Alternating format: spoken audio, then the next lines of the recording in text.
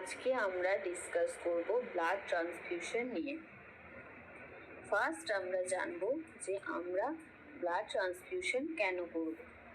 Blood transfusion করার কারণ হলো two decrease the risk of bleeding, to increase the bloods ability to carry oxygen, to increase the amount of blood.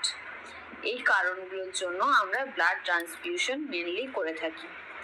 Second আমরা জানবো before giving blood transfusion করার আগে a nurse must note the date, time of collection and must be aware that packed RBC can be stored up to 35 days in refrigerator.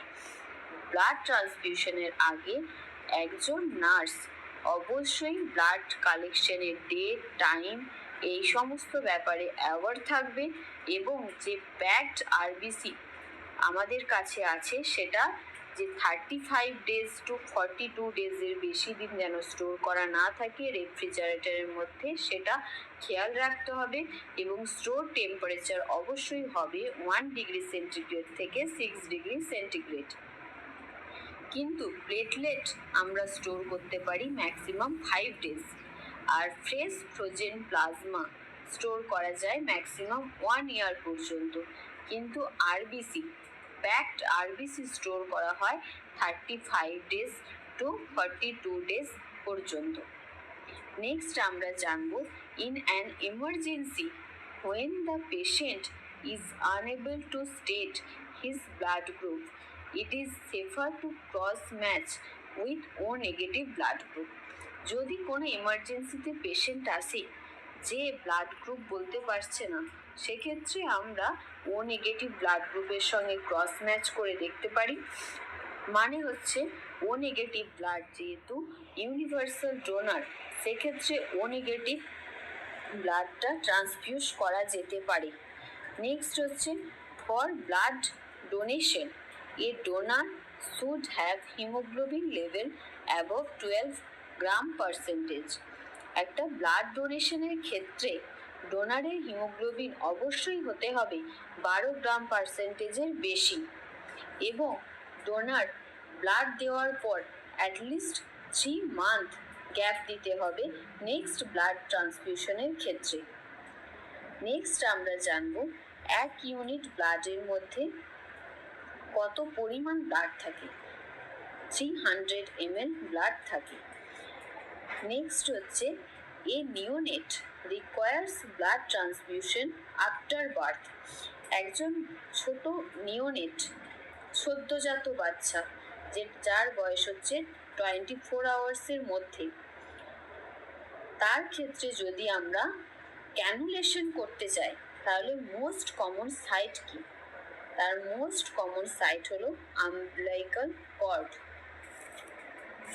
Next হলো when administering blood to a patient, it is important to run the blood at a slower rate during the first 5 to 10 minutes. যখন আমরা কোনো পেশেন্টের blood transfusion করব তখন first 5 to 10 minutes slow রেটে blood transfusion করতে হবে, কারণ এই ফার্স্ট 15 মিনিটসের মধ্যেই অ্যাকিউট হিমোলাইটিক ট্রান্সফিউশন রিয়াকশনটা দেখা যায়। সেই সময় পেশেন্টকে খুব ক্লোজলি অবজার্ভ করতে হবে যাতে আমরা পেশেন্টের যে লাইফ থ্রেটেনিং রিয়াকশনটা আর্লি ডিটেকশন করতে পারি। এবং সেই ফার্স্ট 15 মিনিটসের ব্লাডের ফ্লো রেট হবে 25 to 50 ড্রপস, আর টোটাল ট্রান্সফিউশনটা কমপ্লিট হবে উইদিন 4 আওয়ার্স। নেক্সট আমরা জানবো যে ব্লাড কেন 4 আওয়ার্সের মধ্যে কমপ্লিট করতে হবে। কারণ যে হিমোলাইটিক ট্রান্সফিউশন রিয়াকশনটা ঘটে সেটা যদি প্রলং ব্লাড ট্রান্সফিউশন হয় সেক্ষেত্রে ম্যাক্সিমাম দেখা যায়। যদি 4 আওয়ার্সের মধ্যে ব্লাড ট্রান্সফিউশন কমপ্লিট হয় তাহলে ব্লাডের যে বায়োলজিক্যাল এফেক্টিভনেস সেটা মেনটেন থাকবে এবং কোনো ব্যাকটেরিয়াল গ্রোথ হবে না। নেক্সট জানবো which solution should the nurse infuse before starting a blood transfusion. Blood ট্রান্সফিউশনের আগে কোন সলিউশনটা ইনফিউজ করা হয় পেশেন্টকে, সেটা হলো নর্মাল সেলাইন ইউজ করা হয় বা 0.9% সোডিয়াম ক্লোরাইড। এটার কি জন্য ইউজ করা হয়? To prevent haemolysis of blood into tubings. কিন্তু কখনই ডেক্সট্রোজ সলিউশন আমরা ইউজ করব না before, during and after blood transfusion.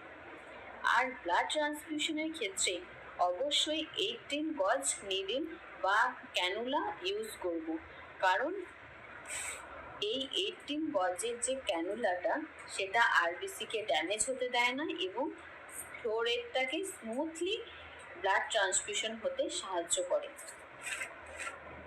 Next আমরা জানবো file receiving blood transfusion the patient develops chills and headache, what should be the nurse initial action. যখন আমরা blood transfusion করছি দেখলাম যে পেশেন্টের হেডেক হচ্ছে, চিলস হচ্ছে, সেক্ষেত্রে নার্সের ফার্স্ট অ্যাকশন হলো ট্রান্সফিউশনটাকে ইমিডিয়েটলি স্টপ করা, কারণ এটা হলো একটা নন হিমোলাইটিক রিয়াকশন যেটা মোস্ট কমনলি দেখা যায়। আর এক্ষেত্রে অ্যান্টিপাইরেটিক মেডিকেশন দিতে হবে এবং ব্লাড ট্রান্সফিউশনটাকে স্টপ করতে হবে। কিন্তু হিমোলাইটিক রিয়াকশনটা খুব রেয়ারলি দেখা যায়। এছাড়াও আদার যে কমপ্লিকেশন দেখা যায় সেগুলো হলো অ্যালার্জিক রিয়াকশন হয় বা অ্যানাফাইলেকটিক শকও হতে পারে। আর ব্লাড ট্রান্সফিউশন যখন স্টপ করা হবে, রিয়াকশন হচ্ছে দেখে যখন আমরা ব্লাড ট্রান্সফিউশন স্টপ করব, দেন আমাদের ফার্স্ট কাজ হলো ফিজিশিয়ানকে ইনফর্ম করা এবং তার অ্যাডভাইস ফলো করা, ব্লাড ক্রস ম্যাচিংয়ের জন্য ল্যাবরেটরিতে সেন্ড করা এবং পেশেন্টের ভাইটালস চেক করা। নেক্সট আমরা জানবো which of the following infections agent can be transmitted by blood transfusion. Blood ট্রান্সফিউশনের মাধ্যমে কোন ইনফেকশিয়াস এজেন্টগুলো ট্রান্সমিটেড হয়? Hepatitis B, hepatitis C, HIV, syphilis and malaria transmitted হয়। নেক্সট জানবো rapid administration of blood containing citrate cause hypocalcaemia. যদি rapid blood transfusion করা হয় তাহলে হাইপোক্যালসেমিয়া হতে পারে, কারণ ব্লাডের মধ্যে একটা কম্পোজিশনের নাম হলো সাইট্রেট, আর সাইট্রেটটা হচ্ছে অ্যান্টিকোয়াগুলেন্ট হিসাবে কাজ করে, আর এই অ্যান্টিকোয়াগুলেন্টটা ক্যালসিয়ামের সঙ্গে বাইন্ড হয় এবং তাই হাইপোক্যালসেমিয়া কজ করে। Complication of massive blood transfusion. Massive blood ট্রান্সফিউশনের কী কী কমপ্লিকেশন দেখা যায়? হাইপার ক্যালেমিয়া দেখা যায়, সার্কুলেটরি ওভারলোড হয়, হাইপোক্যালসেমিয়া দেখা যায়, সাইট্রেট টক্সিসিটি হয়, আয়রন ওভারলোড হয়, মেটাবলিক অ্যালক্লোসিস হয়, হাইপোথার্মিয়া দেখা যায়, অ্যানাফাইলেকটিক রিয়াকশন হয়, অ্যালার্জিক রিয়াকশন হয়, আর ফেব্রাইল নন হিমোলাইটিক রিয়াকশন দেখা যায়।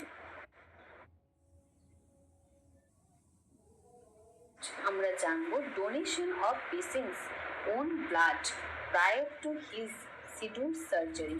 তার শিডিউল সার্জারির আগে পেশেন্টের ওন ব্লাড পেশেন্টকে ট্রান্সফিউজ করাকে বলা হয় অটোলোগাস। পেশেন্ট যদি চায় তার নিজের ব্লাডই তাকে দেওয়া হোক, সেক্ষেত্রে সে যে কোনো সার্জারির আগে 5 উইকস থেকে 3 ডেজের মধ্যে তার নিজের ব্লাডটাকে স্টোর করে রাখতে পারে। এটার ক্ষেত্রে কি হয়, ডিজিজ ট্রান্সমিশনের রিস্কটা কম হয় এবং ট্রান্সফিউশন রিয়াকশনটাও কম হয়। নেক্সট জানবো effect of platelet transfusion is checked by. যদি প্লেটলেট ট্রান্সফিউশন করা হয় তাহলে তার এফেক্টিভনেস কতটা হয়েছে সেটা আমরা কিভাবে জানবো? Reduce oozing blood from puncture site. Next হলো frequent and delayed transfusion related complication. যদি খুব ঘন ঘন ব্লাড ট্রান্সফিউশন করা হয় সেক্ষেত্রে কি কি কমপ্লিকেশন দেখা যায়? সেক্ষেত্রে যে কমপ্লিকেশন দেখা যায় সেটা হলো আয়রন ওভারলোড হয়।